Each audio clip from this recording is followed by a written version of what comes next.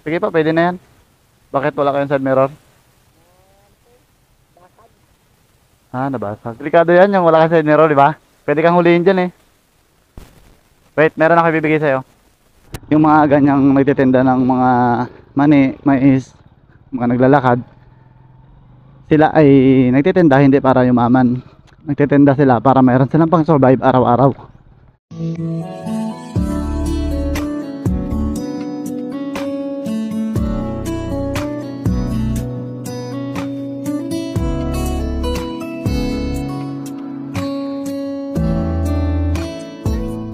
Habulin natin yung mga bok. Kasi nakita ko wala siyang side mirror. Delikado yun sa daan kapag wala kang side mirror. At tanongin din natin kung anong tinda niya muna. Ayun o. Wala siyang side mirror, kitang kita ko eh. Sa lubong ko lang din. Siyempre sa mga nagabiyahe ng ganyan, dapat may side mirror. Pwedeng maharang ng mga ano yan eh. Pwede kasi kayong ulihin kapag wala kang side mirror.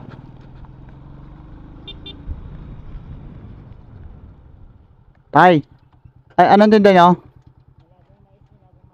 Ha?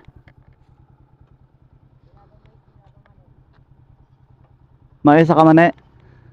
Pabili na lang ako. Mais lang po. Ba't wala kayo side mirror, tay? Yung side mirror? Nabasag. Pwede kang huliin dyan eh. Wait, meron ako ibibigay sa'yo. Para sa'yo. Bigay ng kabahag mo to. Para may side mirror ka. Kasya. Kasya. Muna lang mamaya. Ingat po. Tube mask.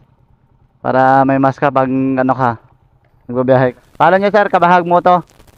Ingat po ha. Thank you sa mais. Ititinda siya ng mais at mani. So, binila na rin natin. Kasi mga bok, yung mga ganyang nagtitinda ng mga mani, mais, mga naglalakad, sila ay nagtitinda hindi para yumaman. Nagtitinda sila para mayroon silang pang survive araw-araw. So dapat natin silang bilihan na rin. Malit lang naman ang tutubuin nila sa mga yan eh.